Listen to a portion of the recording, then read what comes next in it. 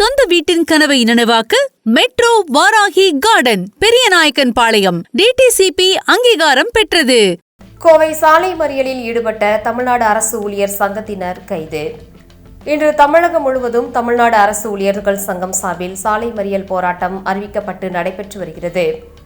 பழைய ஓய்வூதிய திட்டத்தை அமல்படுத்த வேண்டும், காலி பணியிடங்களை உடனடியாக நிரப்ப வேண்டும், சிறப்பு காலம் வரை தொகுப்பூதியத்தில் பணியாற்றும் ஊழியர்களுக்கு ஊதியம், சட்டப்பூர்வமான ஓய்வூதியம் வழங்க வேண்டும், 21 மாத கால நிலுவைத் தொகையை உடனடியாக வழங்க வேண்டும், விடுமுறை தினங்களில் ஆய்வுக் கூட்டம் நடத்துவதை கைவிட வேண்டும், அரசு ஊழியர்களுக்கான காப்பீடு திட்டத்தை தமிழக அரசே ஏற்று நடத்த வேண்டும், பெண் அரசு ஊழியர்களுக்கு சிறப்பு சலுகைகளை அமல்படுத்த வேண்டும் உள்ளிட்ட கோரிக்கைகளை வலியுறுத்தி சாலை மறியல் போராட்டம் கோவை மாவட்ட ஆட்சியர் அலுவலகம் முன்பு நடைபெற்றது.